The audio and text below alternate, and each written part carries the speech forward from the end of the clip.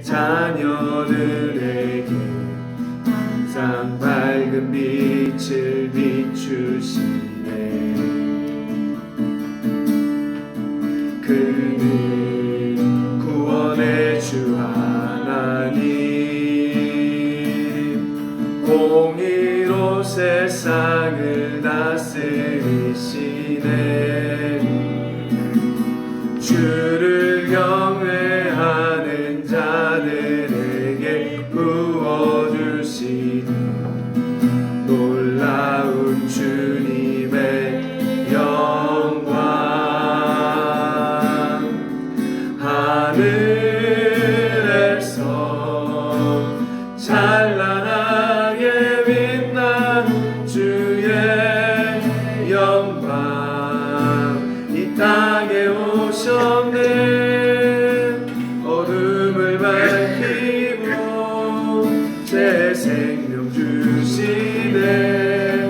영원히 빛나는 나의 예수님,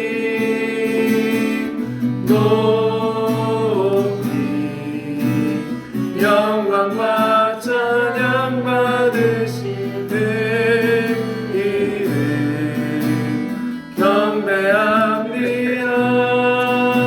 슬픔을 거두고 내게 자유 주시네. 기쁨의 노래를 영원한 나의 빛 예수께.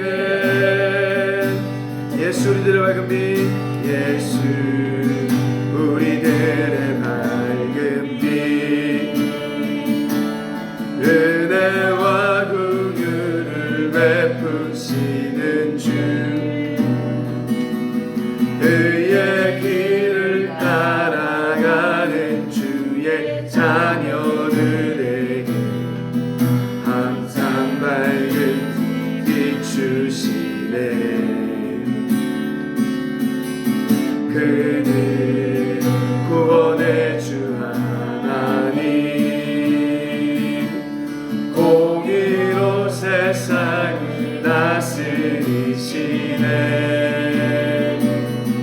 주를 경외한 자들에게 부어주시는 놀라운 주님의 영광.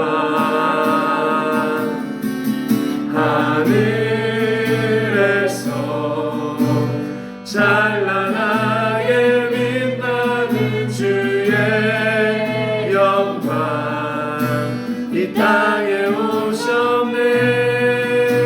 어둠을 밝히고 새 생명 주시네. 영원히 빛나는 나의 예수님,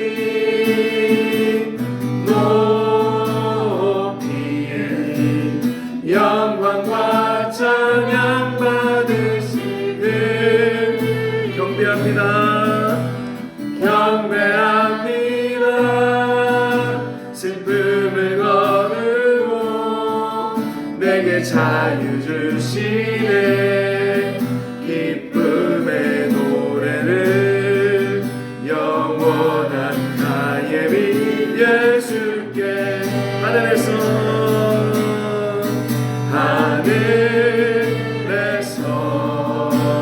찬란하게 빛나는 주의 영광, 이 땅에 오셨네. 어둠을 밝히고 새 생명 주시네. 영원히 빛나는 나의 예수님, 높이 영광과 찬양 받으시는 이름 경배합니다. 슬픔을 거두고 내게 자유 주시네. 기쁨의 노래를 영원한 나의 빛 예수께.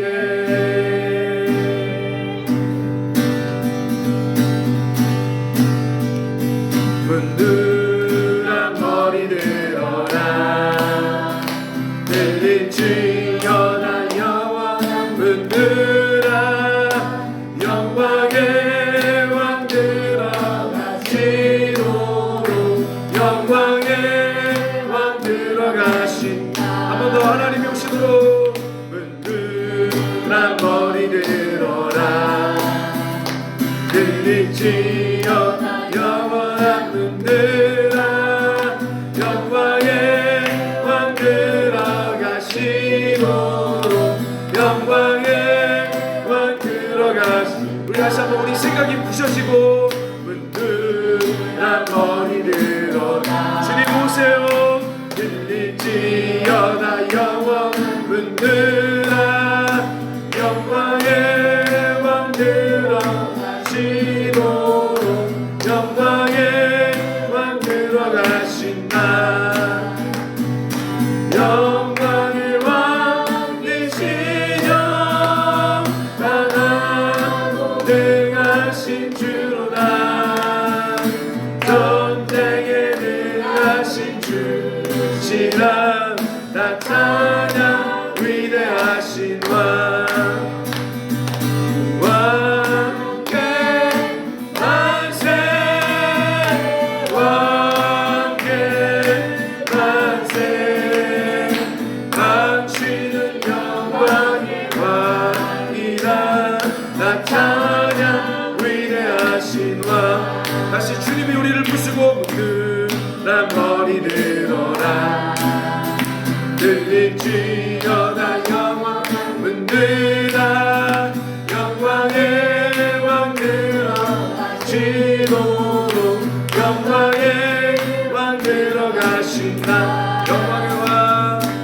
영광의 왕 되시려 강하고 능하신 주라 전대에 능하신 주시라 나 찬양 위대하신 왕 왕께 만세 왕께 만세 당신은 영광의 왕이라 나 찬양 위대하신 왕 마지막으로 왕께 왕께 만세 왕께 만세 당신은 영광의 왕이라 나 찬양 위대하신 왕 아멘 우리 함께 오늘 말씀 보겠습니다 예레미야서 말씀 우리 전반적으로 살펴보도록 하겠습니다 우리 오늘은 다 못 보고요 25장까지 전반부만 보도록 하겠습니다 예레미야 우리 함께 줄그면서 또 읽어보며 갑시다 예레미야가 어떤 책인지 함께 보겠습니다 우리 1장 1절과 3절 말씀 같이 보도록 하겠습니다 1장 1절과 3절 시작 베냐민 땅 아나롯의 제사장들 중 hil기야의 아들 예레미야의 말이라 3절 요시야의 아들 유다왕 여호야김 시대부터 요시야의 아들 유다왕 시드기야의 11년 말까지 곧 5월에 예루살렘이 사로잡혀 가기까지 이만이라 자 예레미야는 먼저 베냐민 지파의 제사장 가문의 사람이었습니다 근데 이 사람이 어느 때 말씀을 증거했대요? 바로 요시야의 아들 유다왕 여호야김 자 이때가 언제냐 이제 남유다가 멸망하기 시작하는 때부터예요 그래서 여호야김은 우리 여호야김, 여호야긴, 시드기야 이렇게 순서가 간다 그랬죠 그래서 여호야김은 18번째 그러니까 유다 18번째 왕부터 멸망하는 시드기야 11년 20번째 왕까지 바로 하나님의 말씀이 임했다 그게 바로 예레미야의 배경입니다. 자, 그러면 1장 서론에 자, 5절 보니까 하나님이 예레미야를 부릅니다. 우리 읽어봅시다. 시작. 내가 너를 모태에 짓기 전에 너를 알았고 내가 배에서 나오기 전에 너를 성별하였고 너를 여러 나라의 선지자로 세워두라 하시기로 자, 하나님이 태어나기 전부터 예레미야를 택했대요. 어떻게 해요? 여러 나라의 선지자로 세웠다라고 예레미야 소명이 1장에 기록되어 있습니다. 10절에 보니까 이런 소명을 주세요. 보라 내가 오늘 너를 여러 나라와 여러 왕국을 위해 세워 내가 그것을 뽑고 파괴하며 파멸하고 넘어뜨리며 건설하고 심게 하였느니라. 자, 다른 말로 심판과 회복. 근데 회복 전에 뭐가 필요해요? 뽑고 파괴하고 파멸하고 넘어뜨린 여러 나라들을 뽑고 파괴하고 그리고 심는 자로 예레미야를 불렀다, 이렇게 이야기합니다. 자, 그리고 이제 2장부터 6장까지는요 이제 남유다가 왜 망하는지, 그 하나님의 고소예요, 고소. 그러니까 이 예언서는요 약간 법정과 비슷해요. 그래서 하나님이 판사고요, 또 하나님이 한편으로는 검사입니다, 검사. 그래서 왜 유다를 고소하는 거죠. 왜 유다가 지금 망할 수밖에 없는지를 하나님이 이 법적 용어를 사용해서 고소하고 있어요. 자, 그래서 먼저 2장 13절에 이렇게 고소합니다. 한번 읽어볼까요? 시작. 내 백성이 두 가지 악을 행하였나니 곧 그들이 생수의 근원되는 나를 버린 것과 스스로 웅덩이를 판 것인데 그것은 그물을 가두지 못할 터진 웅덩이들이니라. 자, 유다가 두 가지 악을 행했는데 첫 번째는 생수의 근원되는 하나님을 버렸고요. 두 번째는 이제 스스로의 웅덩이를 팠는데 그 웅덩이는 물을 가두지 못할, 쉽게 말하면 금방 망할 웅덩이라고 이야기하고 있어요.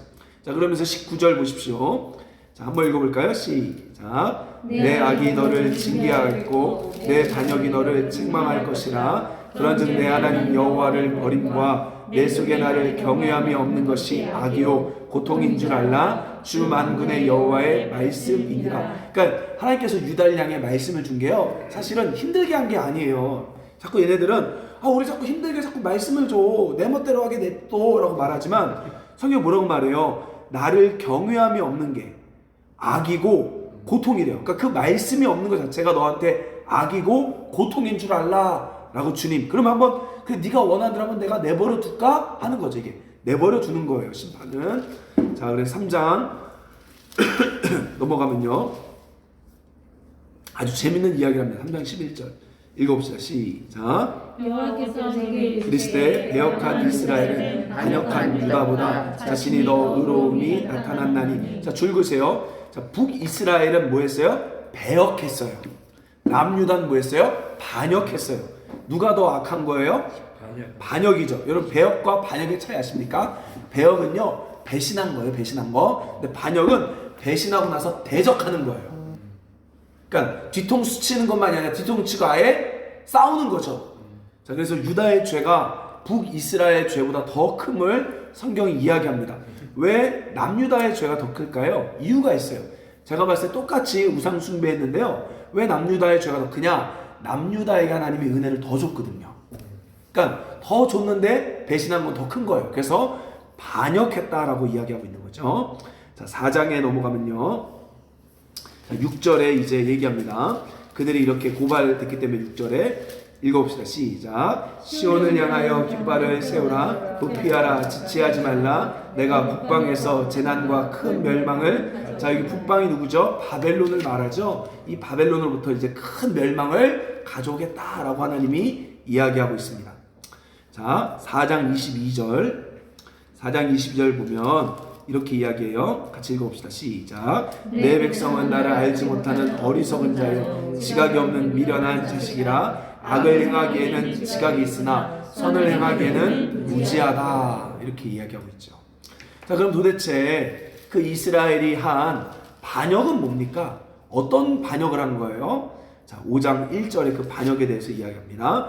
읽어봅시다. 시작. 너는 예루살렘 거리로 빨리 다니며 그 넓은 거리에서 찾아보고 할라. 너희가 만일 정의를 행하며 진리를 구하는 자를 한 사람이라도 찾으면 내가 이 성읍을 용서하리라. 그들이 반역한 게 뭐예요? 바로 정의와 진리를 구하는 자가 한 명도 없었다는 거죠. 하나님이 그렇게 말씀을 주시고 사랑하시고 복을 줬는데도 아무도 그 정의와 진리를 쫓아가는 사람이 없었다. 이걸 뭐라고 말해요? 반역했다. 이렇게 이야기하고 있는 거예요. 자, 5절에 보세요. 내가 지도자들에게 가서 그들에게 말하리라. 그들은 여호와의 길, 자기 하나님의 법을 안다 하여도 그들도 일제히 멍에를 꺾고 결박을 끊은지라. 자, 하나님의 길을 안다고 말하지만 그렇게 안 사는 사람을 향해 멍에를 꺾고 결박을 끊어버렸다라고 이야기하고 있는 거예요. 그게 바로 하나님을 반역한 거죠.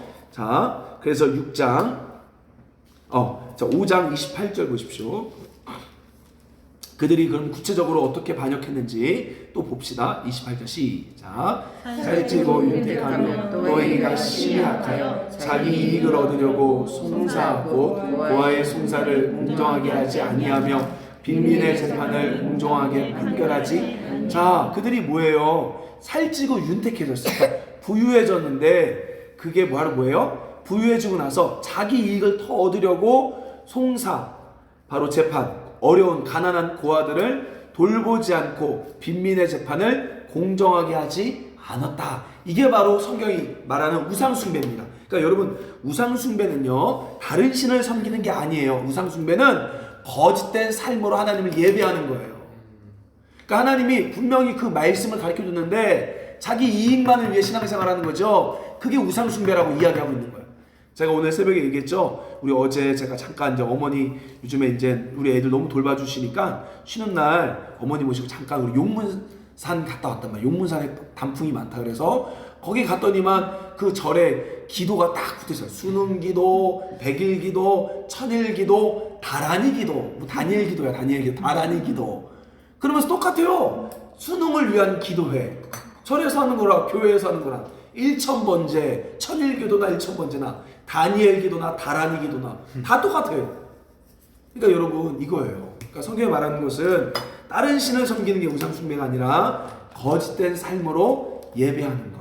다른 말로 거짓을 행하고 고아를, 가난한 자를 돌보지 않고 자기 욕심을 부리고, 이게 우상숭배라는 거예요. 하나님 믿는다고 하지만 그게 우상숭배라고 하는 거예요. 이 예레미야가 계속해서 고발합니다. 자, 그래서 6장 22절에 여호와께서 이와 같이 말씀하실 때 보라, 또 나오죠. 한 민족이 북방에서 나오며 큰 나라가 땅끝에서부터 떨쳐 일어나나니. 자, 그래 누구죠? 바벨론. 근데 여러분 성경이요, 이게 과장법은 아니지만 땅끝이라고 해서 진짜 땅끝이 아닌 거예요. 그리고 여러분 그거 아십니까? 모든 민족이 너를 대적하리라. 그렇다고 진짜 모든 사람을 대적하는 거 아니죠. 그러니까 그런 정도의 용어를 아셔야지 이거를 또 문자적으로 보면 안 됩니다. 자, 그리고 나서 이제 7장부터 10장까지는요 하나님이 참된 예배가 뭔지 그걸 이야기하는 거예요. 그들의 거짓을 고발하고 다시 예배 생활을 보여주는 거죠. 4절 말씀 보십시오. 4절, 5절, 6절. 이게 사실 예레미야서의 제일 중요한 말씀이에요. 우리 같이 읽어봅시다. 시작. 너희는 이것이 여호와의 성전이라, 여호와의 성전이라, 여호와의 성전이라는 거짓말을 믿지 말라. 너희가 만일 길과 행위를 참으로 바르게 하여 이웃들 사이에 정의를 행하며 이방인과 고아와 과부를 압제하지 아니하며 무죄한 자의 피를 이곳에서 흘리지 아니하며 다른 신들의 뒤를 따라 화를 자초하지 아니하면. 그러니까 여호와의 성전이라, 그 여호와의 성전은 참된 길을 가는 것이 성전이라는 거예요. 건물과 예배가 성전이 아니라 바로 하나님의 길을 따라가는 것이 성전입니다. 그럼 그 길이 뭐라 그래요? 바로 정의를 행하며 고아와 과부를 압제하지 아니하며 무죄한 자의 피를 흘리지 아니하며 사람을 모함하지 않고. 이게 굉장히 중요한 거죠. 자, 우리 그래서 15절 보세요. 15절. 내가 너희 형제 곧 에브라임 누구냐면요, 북이스라엘을 대표하는 지파. 그 북이스라엘의 큰 전체를 지칭하는 하나의 지파가 에브라임이에요. 그 에브라임을 쫓아낸 것 같이. 그러니까 이 당시는 북이스라엘이 벌써 망했죠. 북이스라엘은 히스기야 때 거의 망했어요. 13대 남유다 13세 때 망했어요. 그러니까 알고 있는 거죠, 남유다가. 자, 북이스라엘 망한 것 같이 너희도 망할 거다라고 이야기하고 있는 거죠. 자, 그래서 8장 7절 말씀 보십시오. 8장 7절. 우리 같이 읽어봅시다. 시작. 공중의 학은 그 정한 시기를 알고 산비둘기와 제비와 두루미는 그들이 올 때를 지키거늘 내 백성은 여호와의 규례를 알지 못하도다. 자, 새들도 자기 철을 알고 돌아갈 때를 알지만 결국 내 백성들은 하나님의 말씀을 알지 못한대요. 아, 이게 참 중요한 것 같아요. 오늘날 진짜 우리가 다 성경에 이렇게 너무 써있는데도 그 말씀을 모르고 우리가 우상숭배로 예배하고 있는 거죠. 8장 18절에 그래서 이제 예레미야가 고민합니다. 한번 읽어볼까요? 시작. 슬프다 나의 근심이 어떻게 이룰 수 있을까. 내 마음이 병들어. 자, 병들었대요. 왜 병들어요? 20절. 추수할 때가 지나고 여름이 다하였으나 우리는 뭐라고요? 구원을 얻지 못한다. 마음이 속상한 거죠, 예레미야가. 자, 그래서 우리 9장 23절, 24절 말씀 별표 빡빡빡 치시고요. 우리 17절 위에 보세요. 17절 위에 하나님 어떤 분이래요? 사랑과 정의와 공의를 행하는 여호와. 그러니까 이거를 모르고 신앙생활하는 게 다 우상숭배고 내 백성이 규례를 모른다는 거죠. 23절부터 읽어봅시다. 시작. 여호와께서 이와 같이 말씀하시되 지혜로운 자는 그의 지혜를 자랑하지 말라. 첫째, 따라합시다. 지혜를 자랑하지 마라. 지혜를 그러니까 자기가 좀 안다고 잘난 척하지 말라는 거야. 그거 하지 마라. 두 번째, 용사는 그의 용맹을 자랑하지 말라. 그러니까 자신의 힘을 자랑하지 말라는 거예요. 자신의 힘을 자랑하지 말라. 세 번째, 돈을 자랑하지 말라. 부자는 그의 돈을 자랑하지 말래요.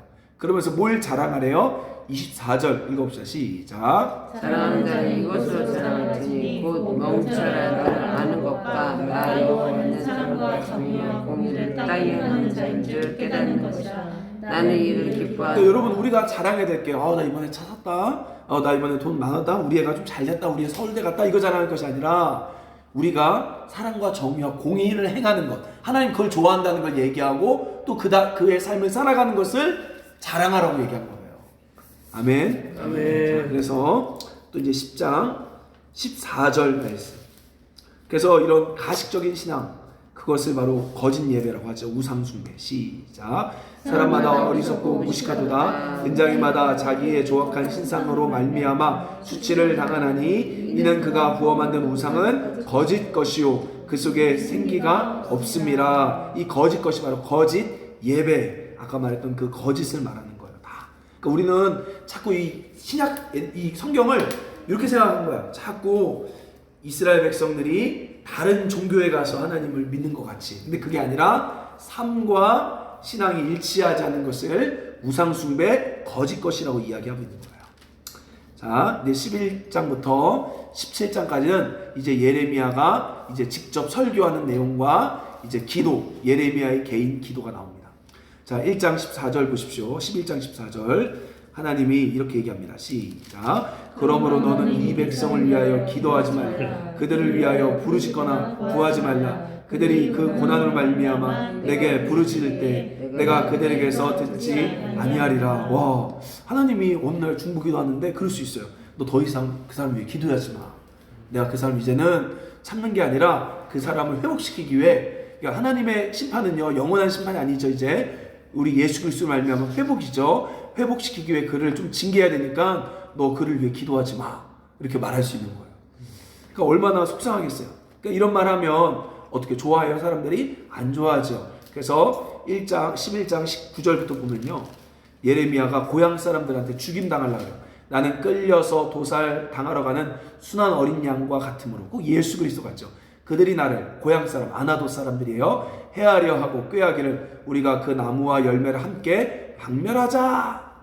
20절. 그래서 예레미야가 자신의 원통함을 주께 아랬죠. 우리 21절 말씀 읽어봅시다. 시작. 여호와께서 아나돗 사람들에 대하여 이와 같이 말씀하시되 그들이 내 생명을 빼앗으려고 찾아 이르기를 너는 여호와의 이름으로 예언하지 말라. 두렵건대 우리 손에 죽을까 하노라. 자, 뭐라고 얘기해요? 더 이상 너 하나님 말하지 마. 너 우리 죽일 거야. 라고 예레미야를 고향 사람들이 지금 핍박하는 거죠.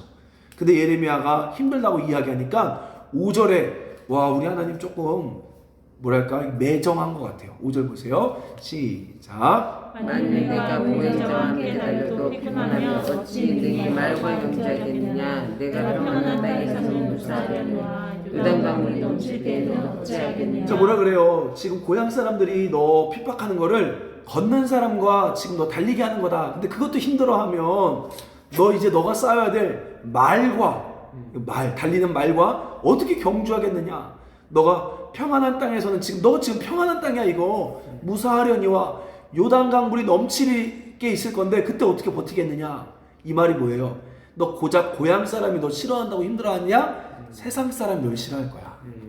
아, 이거 엄청난 말씀을 맡은 자의 책임감, 중압감이죠. 와, 지금 너 이거 예를 들면 이럴 수 있어요. 너 고작 여기 경기 북부 이게 나눔하는 거 갖고 힘들어하냐? 너 남미를 책임지려면 어떻게 할 거야? 이렇게 물어볼 수 있는 거 똑같은 비유죠. 어떻게 보면 너 지금 몇 명 자유케 하라는 거 갖고 힘들어하느냐? 너 이제 앞으로 막 몇천 명을 가르칠 거면 어떻게 할 거냐? 하나님 이렇게 얘기하는 거 똑같아요. 근데 하나님은요 한 번부터 크게 주지 않아요. 이렇게 준비시키는 거예요. 준비시키는 거예요. 예레미야를. 자, 13장. 이제 보세요. 이제 또 하나님이 이렇게 예레미야에게 이렇게 얘기합니다. 1절에 여호와께서 이와 같이 내게 이르시되 너는 가서 배띠, 그러니까 허리띠죠. 허리띠를 사서 내 허리에 띠고 물에 적시지 말라 하시기로. 그리고 나서 그 띠를 물에다가 넣어놓으래요. 7절 보십시오. 내가 유브라데로 가서 그 허리띠를 넣었던 곳을 파고 띠를 가져오니 띠가 어떻게 돼요? 썩어 쓸 수 없게 되었더라. 녹슨 거죠. 그 띠가.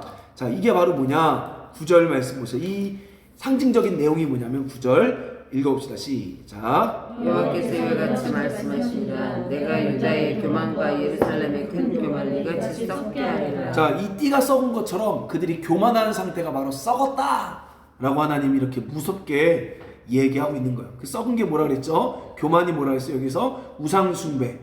다 같은 말이에요. 우상숭배, 교만, 거짓 삶의 예배. 이게 다 같은 말이에요.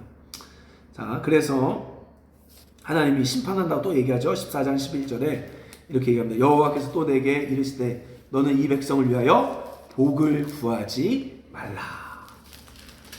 자, 14장 19절 말씀 한번 읽어봅시다. 시작. 주께서 유다를 온전히 버리시나이까 주의 심령이 시온을 싫어하시나이까 어찌하여 우리를 치시고 치료하지 아니하시나이까 우리가 평강을 바라도 좋은 것이 없고 치료받기를 기다리나 두려움만 품으라. 자, 그래도 선지자가요. 그래도 또 백성 편에 서서 하나님 앞에 자꾸 중보기도하는 거죠. 하나님 그래도 이렇게 하면 안 돼요. 살려주세요. 기도하는 거죠. 자, 근데 하나님 또 얘기해요. 근데 하나님 못 꺾어요. 15장 1절에 이렇게 얘기합니다. 여호와께서 내게 이르시되 우리가 구약에 뛰어난 선지자가 누구예요? 모세. 그 다음에 우리 브라질에 있는 사무엘 목사님이 내 앞에 섰다 할지라도 내 마음은 이 백성을 향할 수 없나니 그들을 내 앞에서 쫓아내보내라. 그러니까 하나님 그 중보기도를 또 안 받는 거예요. 아무리 모세가 기도해도 사무엘이 기도해도 안 돼. 이건 안 돼. 하나님도 고집이 있죠. 한번 딱 결정하면. 자, 그래서 15장 10절에 한번 읽어볼까요? 시작. 내게 재앙이로다. 나의 어머니여 원님께서 나를 온세계에 다스린 자와 싸우는 자를 만나는 자로다. 자, 이게 얘기하죠. 이제는 아까 말했듯이 고향 사람이 힘들어하는 게 아니라 이제는 뭐라고요? 온 세계에 다투는 자. 그래서 지금 얘기해요. 내가 꾸어주지도 않고 사람에게 꾸이지 않았는데 사람들이 마다 나를 저주한다. 내가 돈 띄어먹지도 않았는데 사람들이 나를 싫어한다. 이렇게 예레미야가 말하고 있는 거예요.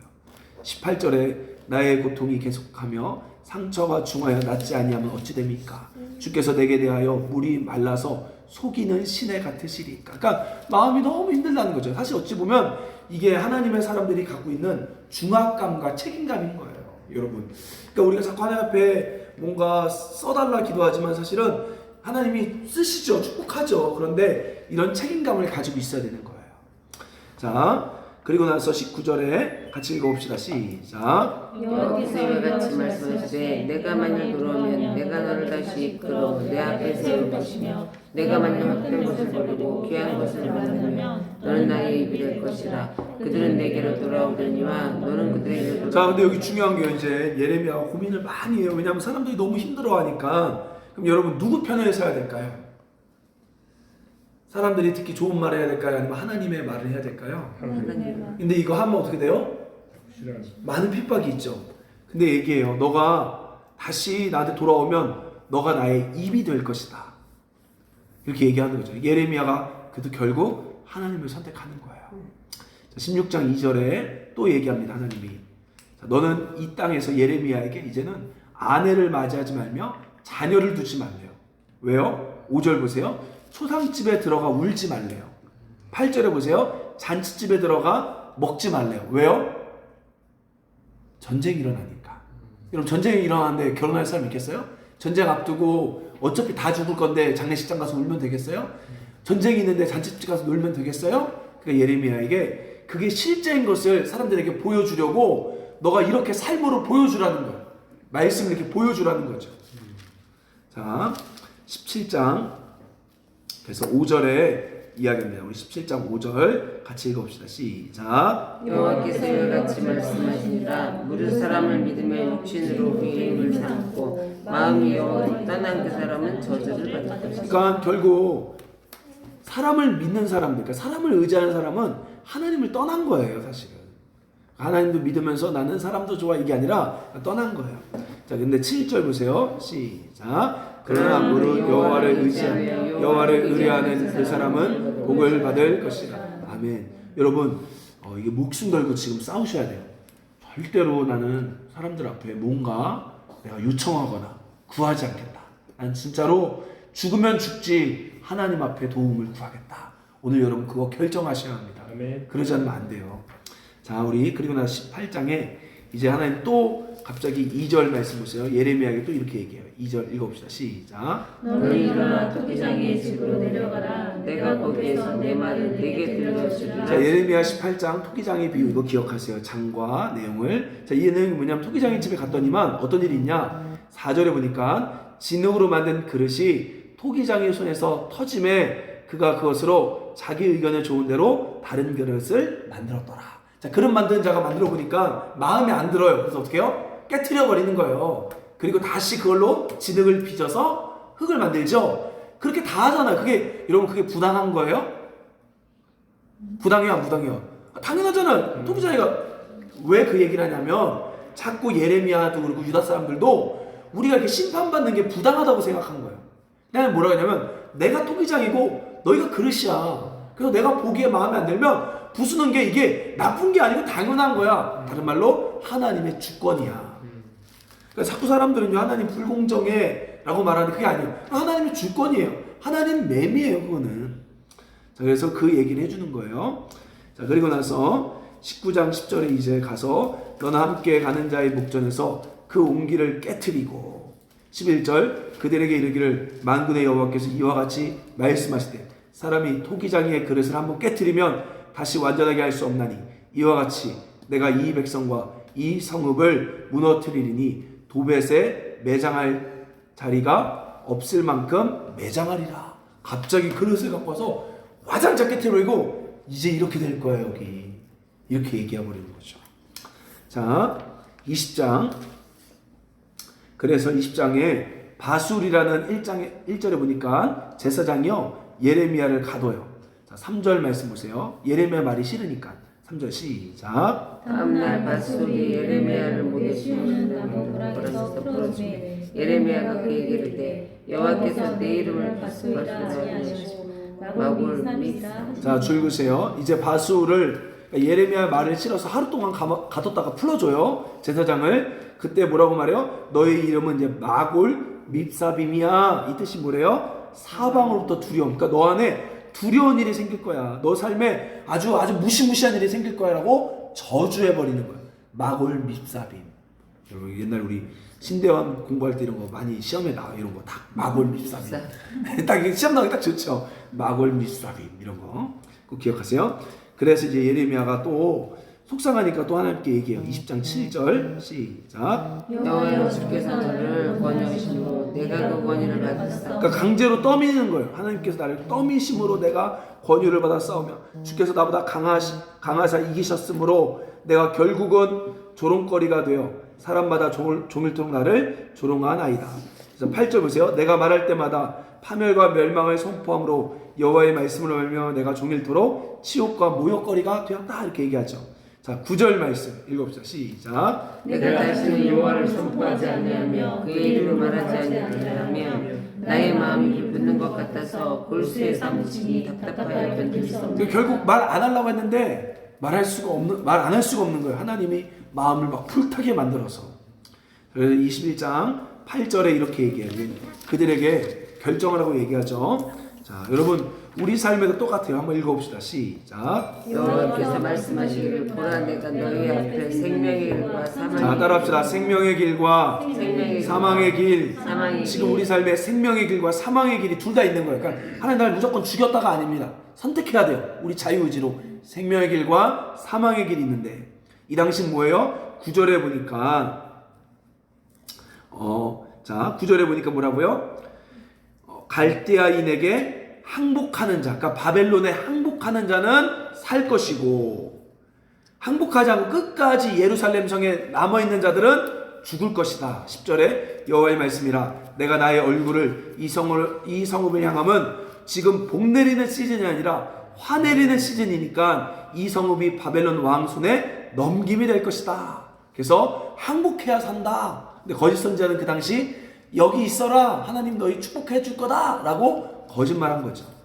자, 그래서 자 22장 1절에 이제 유다 왕에게 가서 이렇게 예언하래요. 3절 말씀 시작. 여호와께서 이와 같이 말씀하시되 너희가 정의와 공의를 행하여 탈진하는 자를 압박하는 자의 손에서 건지고 이방인과 고아와 갑을 압제하거나 학대하지 말며 이곳에서 무죄한 피를 흘리지 말라. 또 왕에게 얘기하죠. 그러니까 성경에서 말하고 있는 모든 죄의 고백은, 그러니까 죄명은 바로 뭐예요? 정의와 공의.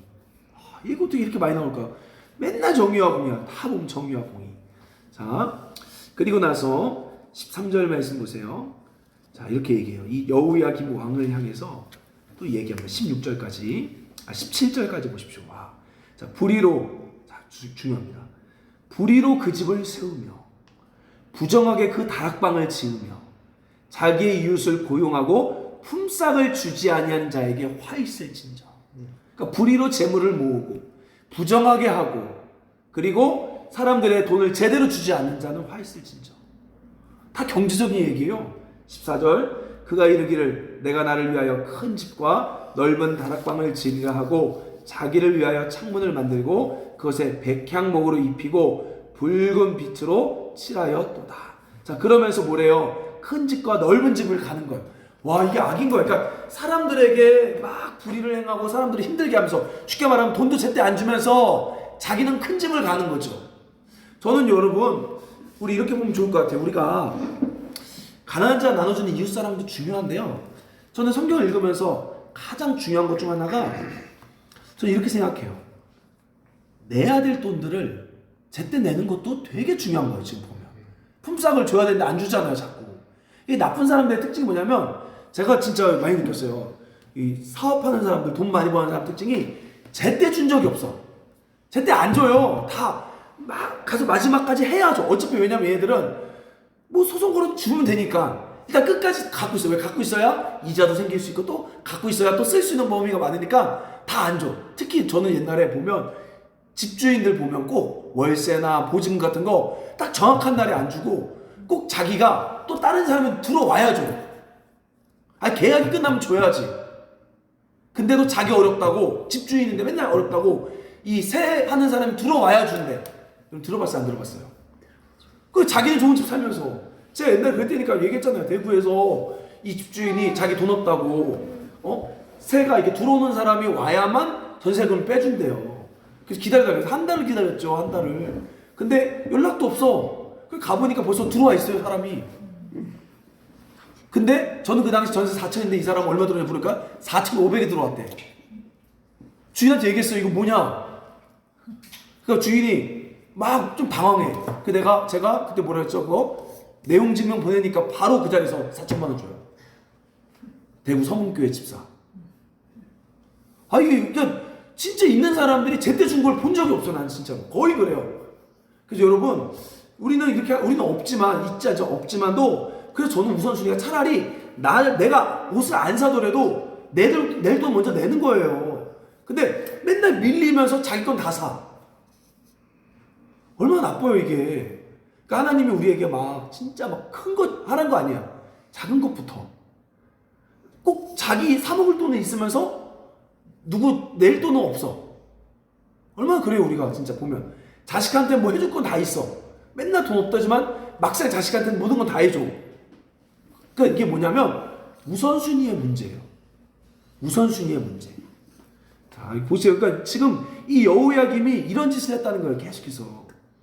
그리고 15절에 내가 백향목을 많이 사용하여 왕이 될 수 있겠느냐? 내 아버지가 먹거나 마시지 아니하였으며 정의와 공의를 행하지 아니하였느냐? 그때 그가 형통한, 뭐 얘기하냐면, 니네 부모들은 안 그랬는데 왜 너는 그렇게 했냐? 니네 부모가 정의와 공의를 행했을 때 형통했다. 자, 16절 읽어봅시다. 시작. 그는 가난한 자와 궁핍한 자를 변호하고 형통하였느니 이것이 나를. 자, 여기 나오잖아요. 나를 알미 아니냐? 하나님을 아는 게 뭐래요? 가난한 자와 궁핍한 자를 변호하고, 그랬을 때 하나님이 형통하게 하셨고, 이게 나와 신앙생활 하는 거 아니냐? 와, 하나님 아는 게 이거야. 근데 저는 옛날에 이런 거 저는 총신에서도 이런 걸 배우지 않았어요. 그냥 뭘 배우냐면 교리만 배우는 거야. 뭐 조직 신학, 무슨 뭐 인간론, 신론, 종말론. 그래서 그게 하나님을 아는 게. 근데 그게 아니라 그런 걸로 아는 게 아니라 바로 가난한 자 궁핍파를 변호하고 형통하는 것이 나를 아는 거다.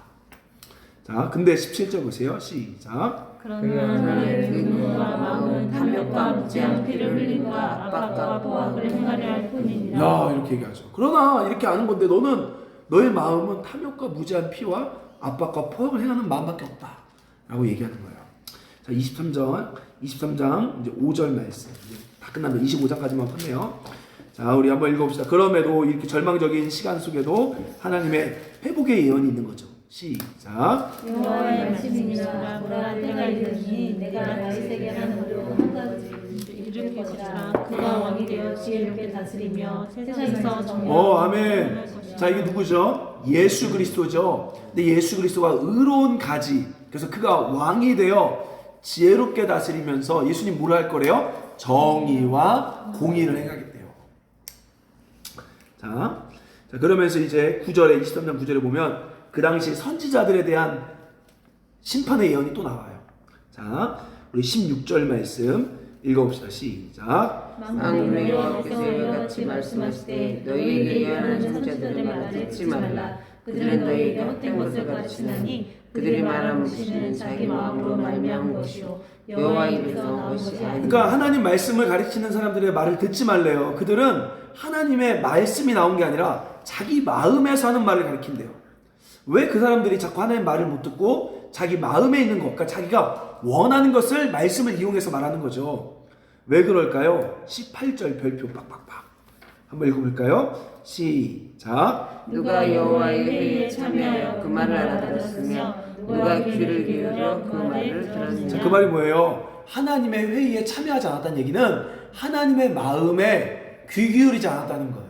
그러니까 하나님의 사람들이 하나님의 마음에 귀 기울여 하나님의 마음을 알기보다는 자꾸 자기 이익을 위해서 신앙생활을 했다는 거죠. 자, 그래서 거짓 선지자가 된 거예요. 22절 보세요. 시작. 그들이 만약 나의 회의에 참여했더라면 내 백성에게 내 말을 들려서 그들을 악한 일과 악한 행위에서. 야, 그들이 나의 마음을 알았더라면, 회의죠. 하나님의 회의. 하나님의 마음을 공유하는 회의가 있어요. 천상의 회의. 그 회의에 들어왔으면 내 백성을 돌이키게 했을 거다. 근데 그들은 그렇게 하지 않았다는 거예요. 왜요? 하나님의 마음을 몰랐기 때문에. 자, 28절. 제가 오늘 여기 읽으면서 너무 놀라운 말씀 나와요. 별표 빡빡빡. 한번 읽어볼까요? 시작. 여호와의 말씀이라. 꿈을 꾼 선지자는 꿈을 말할 것이요 내 말을 받은 자는 성실함으로 내 말을 말할 것이다. 겨가 어찌 알고가 같지. 자, 여러분, 겨와 알곡이 뭐예요? 거짓 선지자, 참 선지자예요. 거짓 선지자는 뭐래요? 꿈을 꾼 자는 그냥 자기 꿈을 말한대요. 근데 하나님의 말씀을 받은 자는 뭘로 말한대요? 성실함. 그러니까 말했으면 진짜 다 걸고 다 하는 거예요. 성실함으로. 그러니까 이 사람이 진짜 하나님의 음성을 들었는지 안 들었는지는 뭐냐면 그의 삶의 성실함으로 다 걸고 가는지 안 걸는지 보면 알아요.